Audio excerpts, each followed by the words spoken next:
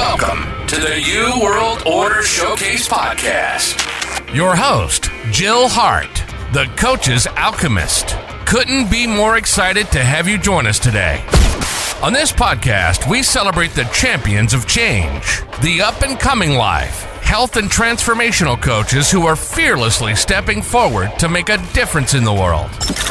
Get ready for inspiring stories, practical tips, and powerful moments that will motivate you to make a positive change in your life and those around you. We're happy to have you join us on this incredible journey as we dive into the world of life, health, and transformational coaches who are lighting up the path towards a better tomorrow.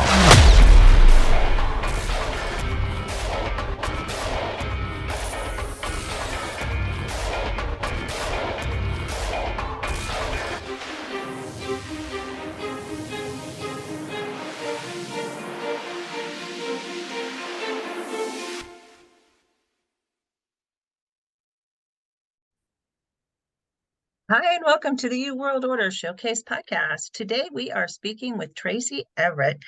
Traci is from Strategic Connections. She empowers people who have ADHD to find and put in place strategies that will help them truly thrive in every area of their lives. We are so glad to have you here, Traci, and get to talk about neurodivergence. It's kind of a catchword phrase that's being thrown around these days, but it's not new. It's been around for decades, really. It just seems like now we're getting more attention's being placed on it. So tell us your story. How did you get started in this, and what are you doing with people? Right. Thanks so much for having me. I'm really excited to be here. And I started as I always, as a little kid, wanted to be a teacher. That's what I wanted to do. And as I kind of got into teaching, it became clear that the special education world was a way to help people who might have been overlooked otherwise. And this was, a long time ago. And so I was really excited to be a part of what was kind of an up and coming part of education, even back then. And over the course of those years that I was in schools, I learned so much. The research just became clearer and clearer. We knew more and more about how the brain works, about what kind of impact it has on students when they are part of a regular community, as opposed to being put in, the closet, because that's when I started teaching. Special education classes were often in the makeshift, janitor's closet. It was a tragedy. But it was, I've seen the changes over time. And we know now that ADHD, we used to diagnose mostly little boys who bounced around classrooms. And now we know that we have spent all this time overlooking the little girls, and that is I know about the gender. I know about all of that stuff, and it's not that cut and dried. I understand. But typically there are another group of kids who are maybe looking out the window, watching the butterflies go by, or they're just daydreaming, and they're also not paying attention in the way that they need to be to maximize their learning. Lots of other things are going on. So we've learned that ADHD is not something that is just about being the bouncy kid. It's also about the way we pay attention, and it's even bigger than that. It's not even really about attention at all. It's much more about executive functioning skills. And that's kind of a catch-all it's a big phrase. It has very specific meanings, but kind of different meanings in different arenas. But when you have difficulty organizing yourself and managing your time and keeping up with all of your things and paying attention to what you're supposed to be, keeping that whatever you're working on in your memory. It really can impact so many areas of life. So that's I got to the point where I thought, okay, we're gonna start making some shifts. I can feel it. We know.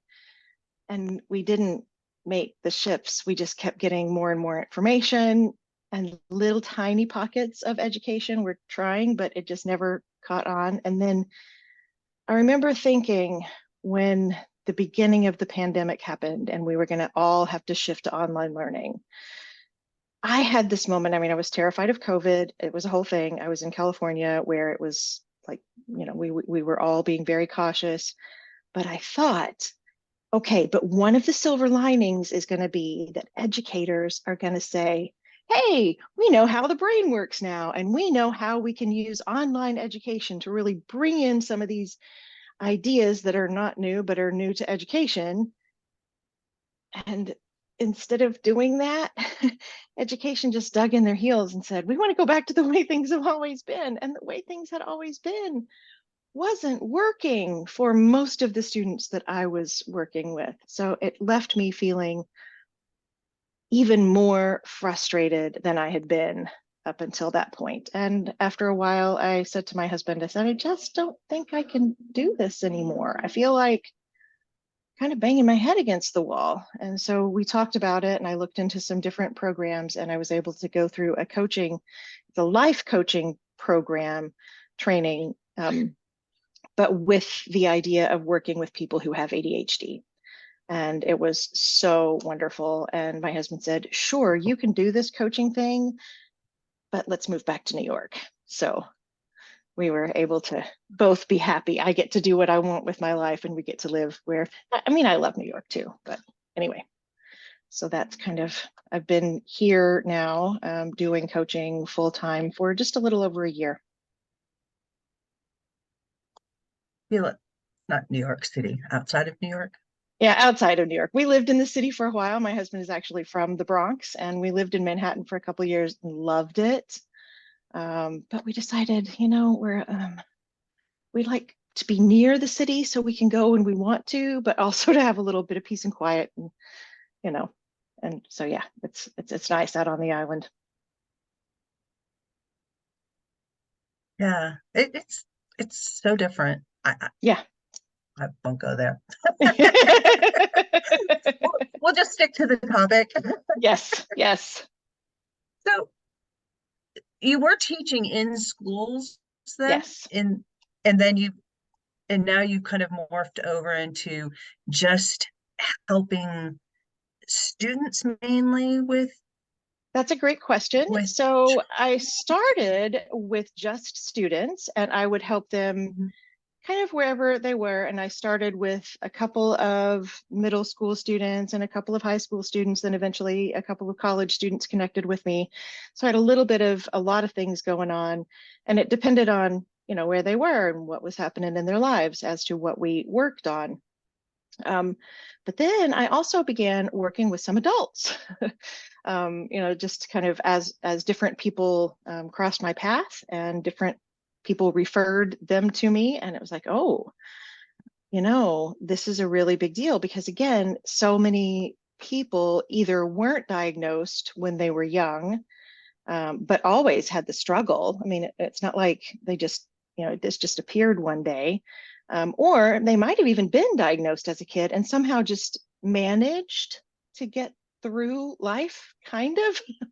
And, and now are at a place in their life where they're just like, I need some help. This is not working well.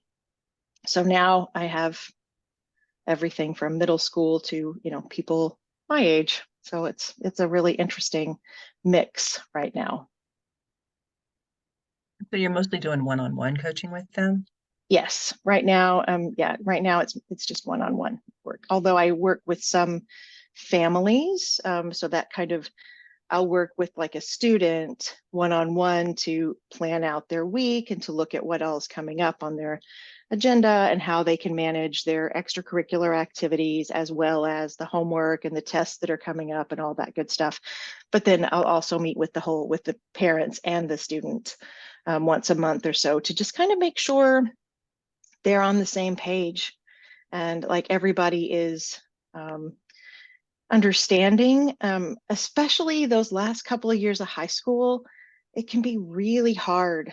Parents have a lot of feelings going on. I mean, their baby's about to go away to college and they want them to be in a good college that fits who they are and, not too far from home or whatever. And the kid wants to, go somewhere else maybe. And the kid has ideas about what they want from high school and the parent has a different idea. And so to try and help them figure out how to communicate about their feelings and then also to support one another and for the student to understand this is really hard for your parents and for the parents to understand, listen to why your student wants to go to, somewhere far away or to a particular school and, try to figure out, just build that communication because what I found was if I worked really hard with the student, but I didn't include the parent, it was still just a big disconnect.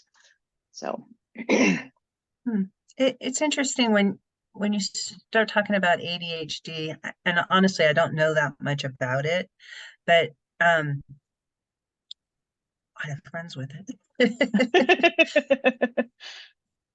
And just I guess what I was trying to go around in a roundabout way, it seems like whether you have ADHD or not, when you get to that point in school, having somebody to help you facilitate the conversations that you're having with your parents, because Right. parents really don't know what they don't know, and they Right. don't remember what it was like to be that age. And if they do, their circumstances were way different than what's happening right now.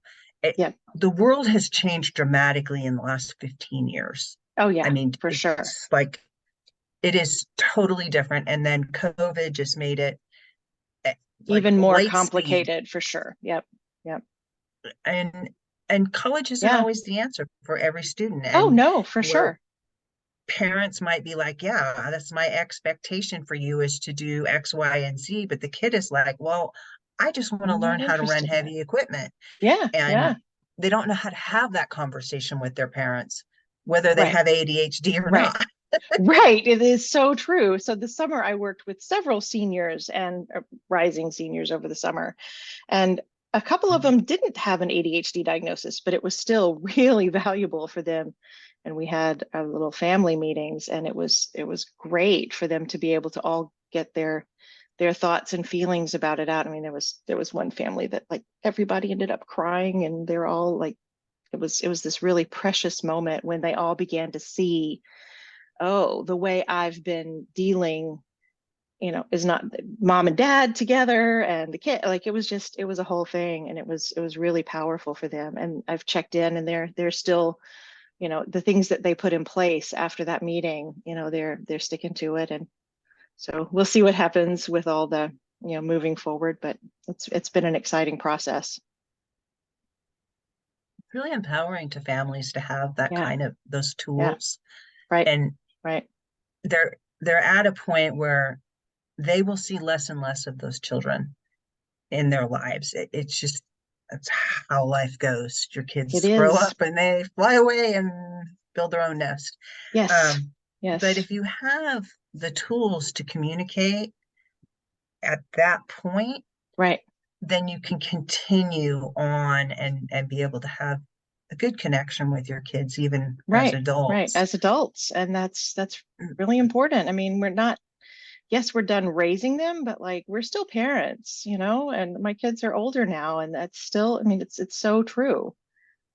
So the things that I'm working on with my clients, I sometimes just, bring in quietly to my own conversations with my kids. And, when I first started working with coaching students, it was my goal to ease the tension between parent and child by just kind of taking over all of that. Okay, what do you have for homework and how are you going to get this all done? And all those conversations that the families were having that just led to big, I'll get it done and whatever. Yeah, I mean, so it was just this really uncomfortable situation. And so it was like, okay, I'll just solve that. I'll take that off the parent. You guys just talk about the good stuff. And, and then it took me a while, but finally it was like, oh, wait a minute. They actually need more structure. And this is, again, absolutely true for all students, but for kids who have ADHD, and often if a kid has ADHD, at least one of their parents also has ADHD. So if you've got, 2 or 3 people who are trying to communicate these complicated issues and such deep feelings, I mean, this is like such a big time in all of their lives. It has to be more than just, I'll take that bickering off your plate. It's like, let me help facilitate a better way to be together. And really, And like, the goal is to enjoy that last couple of years together and yeah. not spend the whole thing fighting. And I think a lot of it stems from parents don't really understand what is required of the student, because it's really different now. And Very. students don't know how to communicate to their parents that, hey, it's really different now. And Right. I don't really understand how to set this up. Right. Where there might have been a time when parents could say, I have these expectations of you, and the school would kind of tell you, this is how to set up your day, and this is how we're going to move you around, and this is our expectation for homework. And just homework alone is so much more intense than it was when I was in school. I don't know Yeah. about you, Yeah. but Yeah. it was Absolutely. just like, Absolutely. I Yeah. know the high school kids that are doing hours and hours and Yep. hours And of work. hours. Yep. Yeah, 4 and 5 Yep. hours after school Yeah. for Yeah. the next day. Right. Um, Right. and That's not okay. And like, it's so much pressure on these kids. And again, they've already sat through their classes all day and supposedly learned a lot of things. And then they're supposed to go home, and don't forget, they're also supposed to volunteer somewhere, and they should be playing a sport, and they should be involved in some kind of art. Like, there's so much pressure on these kids to do things that, I mean, that was not the culture that I went through in high school. So yeah, and then they have to do it's a senior different. project. It's like, Right. Yeah. here, let's pile something else on. And More things. parents, you it's on the one hand, they're like, have you got your homework done? But they don't really have time to sit down and look at the No, amount no. of homework that these Right. kids are doing. Right. And granted, some of them may be taking college courses. Like this Mm-hmm. Mm-hmm. young gal I've known like all her life. She's 19 now, 18 now. She just graduated, but she graduated with honors. She has an associate's degree in nursing. Oh, She's an EMT, and she's a 5th degree black belt. I can't imagine how anyone can manage all of those things. And as a young person, like, I couldn't manage all of that. Like, it's a lot. Yeah. It's a lot. Yeah. It's a And lot. just, she's a really cool person. Yeah. Just love this girl to death. Right. But Right. that's just, and she's Yeah. not unusual. I Right. mean, if No, you're absolutely. headed for school or If college, you were headed to college, that's those are the that's the expectations. yeah. Yep. Yep. But having So true. being able to communicate with your parents, and I know her mom really well, and her mom has had expectations, high expectations for her whole life. But she's she also kind of helped her figure out how to make this Right. happen. Right. And she gave her kind of a relief valve in another area of Oh, her that's life. good. Yeah. Yeah. So Yeah. she has a lot of piercings. Kids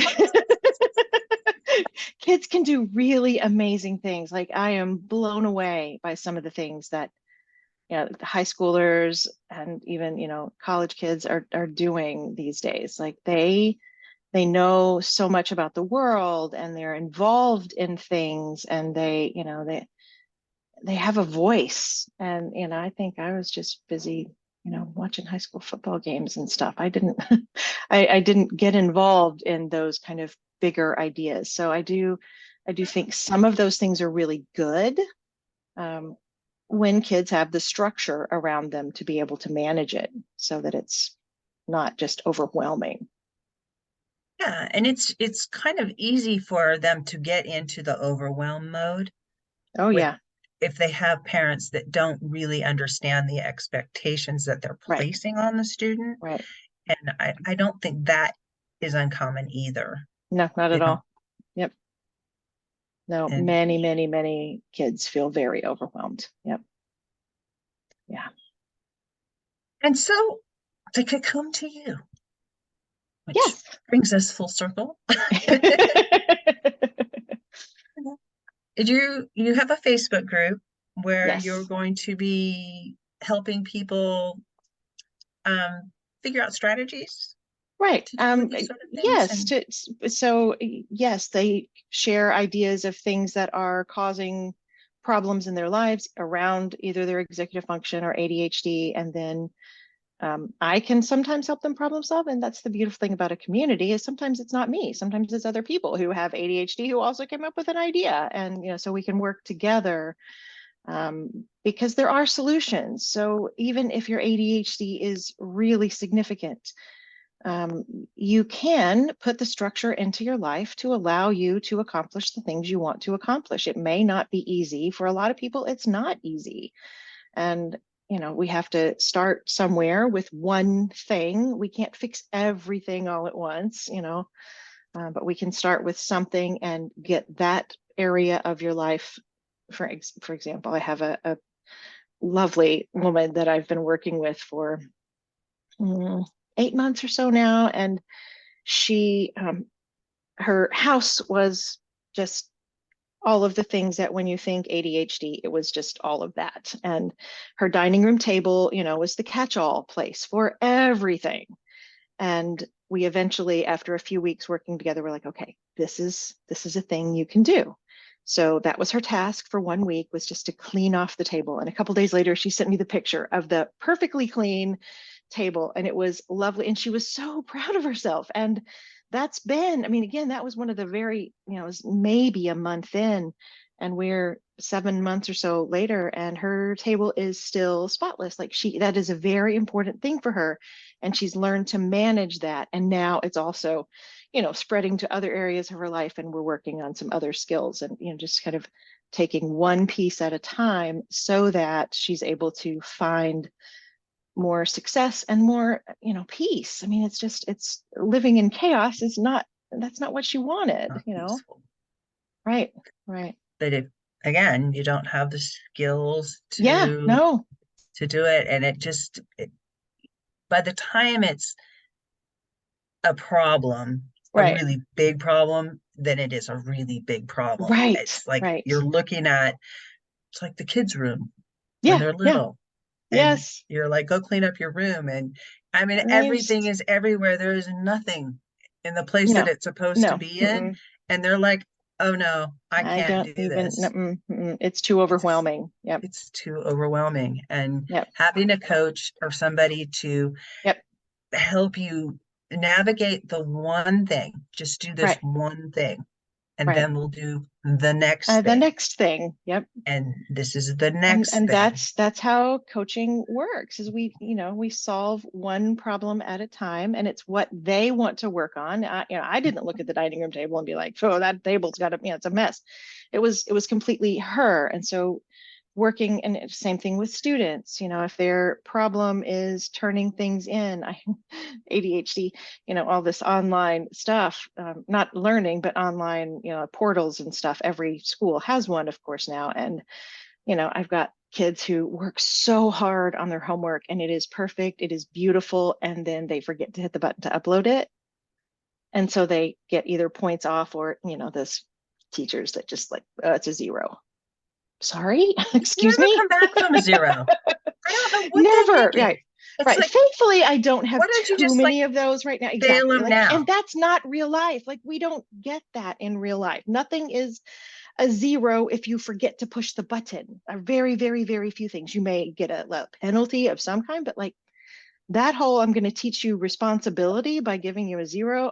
That's not real life. So anyway, but we'll figure out how to work on making sure you hit the submit button or whatever the issue is. If you don't know how to study for a test, and like, who teaches kids how to study for a test? That's not a thing. Who teaches kids how to take notes in class? Who teaches kids how to take a test? Like, when you sit down, the test is in front of you. Now what do you do?